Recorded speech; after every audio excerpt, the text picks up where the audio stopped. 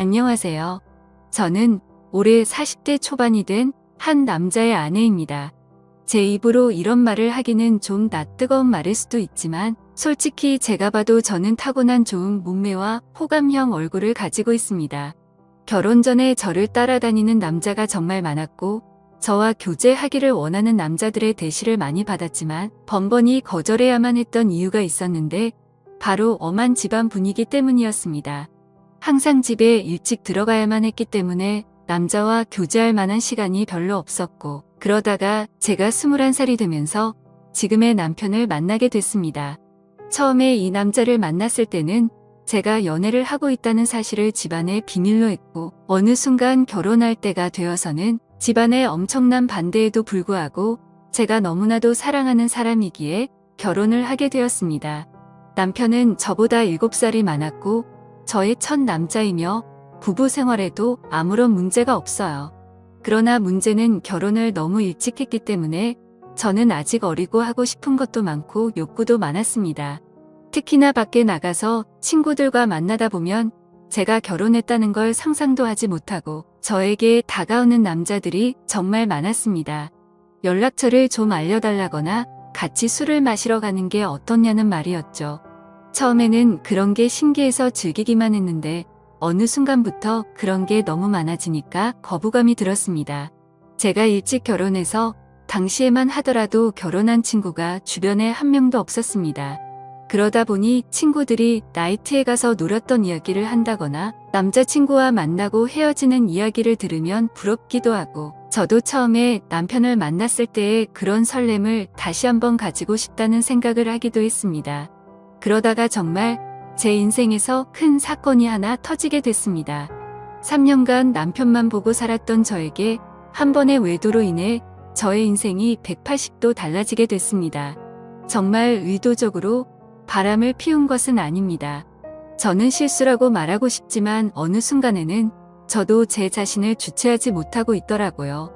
제가 20대 초반이었을 때 그때까지만 해도 저는 다른 남자를 만난다는 것은 범죄라고 생각했고 인간으로서 쓰레기 같은 행동이라고 생각했습니다. 그날도 여느 때와 다름없이 퇴근하는 남편을 위해 요리를 하고 있었어요. 현관문 열리는 소리에 남편을 맞이하러 달려나가니 울상을 짚고 들어와 한숨을 쉬는 남편에게 놀라서 물어봤습니다. 자기야, 무슨 일 있어? 아, 속상해. 오늘 휴대폰을 잃어버렸지 뭐야. 그 휴대폰은 산지 얼마 안 되었고 할부도 아직 많이 남아있는 상태였습니다. 저는 아쉽지만 그냥 잊어버리라고 얼마나 정신없게 일했으면 휴대폰을 다 잃어버리냐고 남편의 엉덩이를 토닥여주고 다시 하나 더 사면 된다고 위로했습니다. 그런데 문제는 그 다음 날에 남편 번호로 저에게 전화가 왔어요. 여보세요?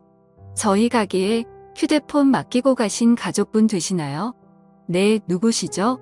어제 가게에 방문한 손님이 휴대폰을 맡기고 술을 20만원치 먹었는데 계산도 안 하고 휴대폰을 찾아가지 않으셔서요. 여기 저장된 번호로 연락해봤어요.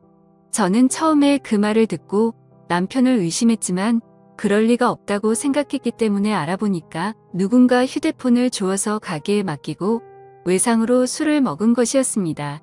가게 주인은 휴대폰을 찾아가려면 술값을 가지고 술집으로 오라는 말을 했습니다. 돈은 아깝지만 그래도 남편이 알면 좋아할 거라는 생각으로 약속한 시간에 맞춰 택시를 타고 술집을 찾아갔습니다. 그때 시간이 오후 5시 정도였는데 제가 갔을 때 그곳은 이제 막 가게를 오픈하고 있었어요. 문 앞에 주인으로 보이는 젊은 남자가 있었습니다. 휴대폰 찾으러 왔다고 말하자 가게에 있다며 지하 2층인 술집으로 저를 데리고 갔습니다. 휴대폰을 확인하자 남편 것이 맞았는데 20만원을 주기에는 너무 아까웠습니다. 솔직히 저희 남편이 잘못한 게 아니고 이걸로 술 먹은 다른 남자가 잘못한 건데 왜 그 돈을 제가 물어줘야 하나 싶더라고요. 그러다 문득 그 남자의 외모를 살펴봤습니다. 머리카락은 굉장히 길었고 통이 큰 바지를 입었으며 자기 사이즈보다 적어도 몇 개는 더 커 보이는 와이셔츠를 입어서 그런지 꼭 무슨 힙합하는 청년처럼 생겼더라고요. 걷는 걸음걸이도 껄렁껄렁하고 팔에는 문신이 보였는데 깔끔한 정장만 입는 제 남편과는 정반대의 자유로운 느낌이 많이 풍기는 사람이었습니다.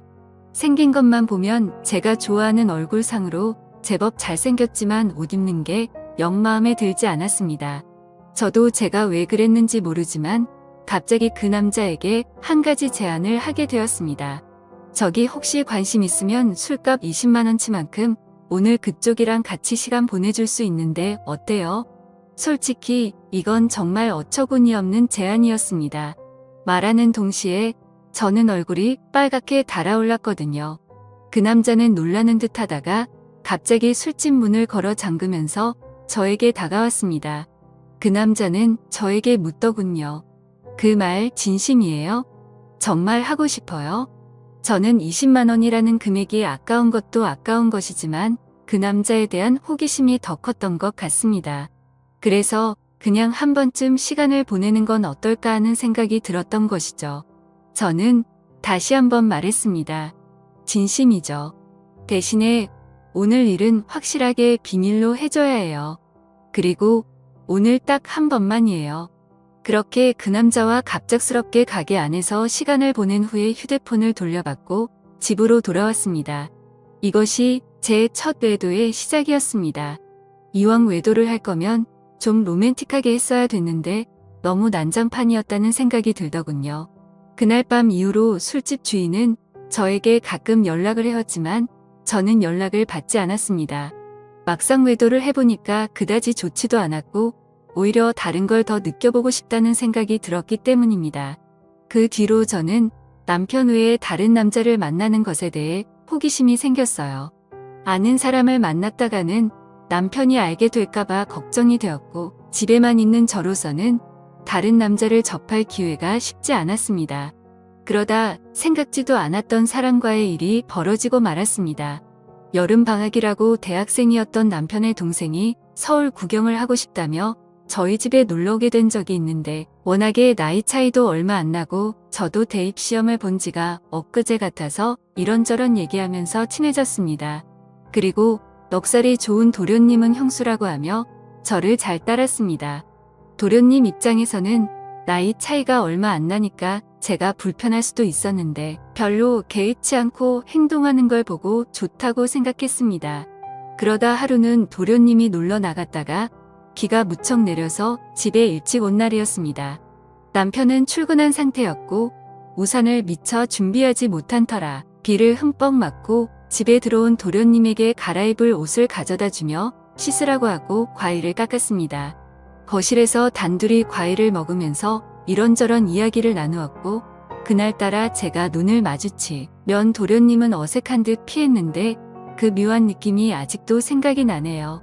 그 어색한 기운을 깨고 싶어서 머리에서 생각한 대로 질문을 던졌어요. 도련님 애인 있어요? 지금은 없는데 형수님 같은 예쁜 여자 있으면 당장 애인 하고 싶죠. 소개해 주실래요? 오, 그럼 다 같은 여자 있으면 결혼도 할 거예요? 당연히 당장 하죠. 한치의 고민도 없이 당연하다고 말하는 도련님을 보며 이상한 충동이 일어났습니다. 저는 그런 도련님의 손을 덥석 잡아버렸고 눈을 쳐다보며 물었습니다. 이렇게 하니까 설레기도 해요. 한참 정적이 흐르고 얼어있던 도련님은 마주 잡은 손에 슬쩍 깍지를 끼더라고요. 그렇게 저와 도련님 사이에 묘한 감정이 흐르기 시작했습니다. 그 일이 있고 나서 남편에게는 도련님 서울 구경시켜준다고 말하고 일주일 동안 대놓고 데이트를 했습니다. 그 나이 또래들처럼 설레는 연애를 다시 하는 것 같아서 며칠 동안은 정말 두근거리고 신났었습니다. 하지만 그것도 역시나 오래가지는 못하더라고요. 일주일 후에 터미널에서 도련님을 보내고 나니 그 뜨거웠던 마음이 순식간에 식어버렸습니다. 몸이 멀어지니까 자연스럽게 마음도 멀어지게 된 것이고 계속해서 저를 달래주지 않으니 저도 흥미를 잃게 됐습니다. 그렇게 여름이 지나고 날씨는 조금씩 선선해지기 시작했습니다. 심심한 마음에 남편 몰래 휴대폰 어플로 채팅이라는 것도 해봤지만 이렇다 할 만남을 가지지는 못했습니다. 제 주변 또래 친구들은 채팅하는 어플로 친구도 많이 사귀고 연애까지 하는 애가 있던데 이상하게 저는 별 볼일 없는 남자들만 꼬이는 것 같았습니다. 그렇게 애매하게 시간을 보내다 보니 명절이 다가왔는데요. 저희 시댁은 춘천 쪽에 있었는데 연휴 전날부터 가서 신나게 명절 음식하고 설거지하고 집안에 하나밖에 없는 며느리라 몸이 부서지도록 일을 했어요. 언제까지 며느리가 이렇게 일해야 되는 거냐고 투덜거리기는 했지만 워낙에 나이 차이가 많이 나니까 대들지도 못하겠더라고요. 명절 다음 날 아침에 친정집에 가려고 준비를 하는데 시어머님이 점심을 먹고 가라고 하셨습니다. 또 내가 밥을 차려야 하나 싶어서 순간 짜증이 확 났지만 얼굴에 최대한 티를 안 내고 있었는데 남편이 너무 미적미적대는 거예요. 빨리 준비하고 출발해야 하는데 준비를 하는 둥 마는 둥 조금만 더 누워있다가 가면 안 되냐고 TV나 보고 앉아있고 정말 답답해 미치겠더라고요. 그래서 남편을 방으로 데리고 와서 밖에 들리지 않게 작은 소리로 말다툼을 했습니다. 우리 부모님도 나를 보고 싶어 한다고, 빨리 준비 안 하면 혼자서 가겠다고 말하면서 감정이 안 좋은 채로 친정집으로 향했습니다. 남편은 친정에서도 기분이 안 좋은 티를 숨기지 못했고 저는 그럴 거면 그냥 먼저 가라고 말했습니다. 화가 난 남편은 저녁에 볼 일이 있다고 하며 먼저 집에 올라간다고 하고 올라가 버렸습니다. 무슨 일이냐는 친정엄마의 물음에 별거 아니라고 대답하고 방에 들어와 혼자서 분을 삭히고 있었습니다. 저렇게 마누라를 배려하지 못하는 남자인 줄 몰랐는데 정말 충격적이었죠. 싸우느라 못 봤던 휴대폰을 열어 메시지를 확인해 봤더니 초등학교 동창 중 한 명에게서 연락이 와 있었습니다. 동창회를 하니 꼭 나와달라는 문자였고 오늘은 술을 꼭 마셔야겠다는 생각에 서둘러 준비를 하고 초등학교 동창회에 나갔습니다. 그 자리에 나가니 이미 20명 정도가 모여 있었고 명절인데 다들 할 일도 없이 이렇게 나와서 놀고 있냐며 조상님도 없냐는 농담을 건넸습니다. 그러자 친구들은 요즘에 누가 조상님 챙기냐고 우리끼리 재미있게 잘 먹고 잘 살자면서 술이나 마시자고 하더라고요. 졸업하고도 연락을 하는 친구도 있었지만 졸업하고 나서 처음 보는 친구도 있었습니다. 그래도 초등학교 동창이라는 유대감이 있었기 때문에 편하게 대할 수 있었죠. 그중에 눈에 띄는 친구가 한 명 있었는데 초등학교 때 어린 눈에도 도시아이처럼 깔끔했었던 제 짝꿍이었습니다. 그 아이는 피부도 하얗고 공부나 운동도 잘했기 때문에 어릴 적에 잠시나마 좋아했던 남자였어요. 제 기억상으로는 그 아이도 예뻤던 저를 좋아했었고 동네도 가까워서 자주 어울렸던 기억이 납니다. 문방구에서 같이 과자를 사 먹으면서 집에 같이 가기도 했었고 지금 생각하면 유치한 편지도 주고받았었는데 오랜만에 보니까 훨씬 더 반갑고 기분이 좋았습니다. 그 친구는 6학년 때 전학 가서 그 이후로는 처음 봤고 멀리서 봐도 어릴 적 그 모습이 상당히 많이 남아있어서 그때의 설렘이 새록새록 기억났습니다. 저는 반가워하며 그 친구 가까이 가서 말을 걸었어요. 어머 건우야. 어떻게 연락 한 번을 안 했어? 안 그래도 너 결혼했다는 말 들었는데 연락을 못 하겠더라. 그 친구와 계속해서 대화를 하면 할수록 저는 그에게 점점 빠져버리고 말았습니다. 제가 아마 결혼을 하지 않았다면 꼭 이런 남자와 연애를 했을 것 같다는 생각이 들 정도로 마음에 드는 친구였거든요. 이 친구랑 따로 나가서 술을 마시고 싶고 오늘 밤만이라도 짧게나마 설레는 감정을 느끼고 싶었지만 저는 결혼한 여자였고 그 아이가 저를 나쁜 여자로 볼까봐 신경이 쓰였어요. 술자리가 끝나갈 때쯤 애들은 하나둘씩 빠져나가기 시작했습니다. 저 역시 집에 가야 할 때가 왔어요. 제가 인사를 하고 나오자 그 남자도 따라 나왔고 택시를 잡으러 같이 걷기 시작했습니다. 슬며시 제 손을 잡아오는 그 남자를 쳐다보니 저를 보며 웃고 있더라고요.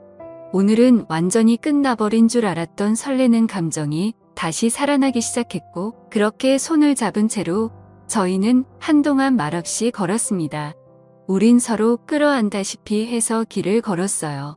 택시를 타면 금방 헤어질 것 같아 너무 아쉬워서 걸어서 집까지 갔습니다.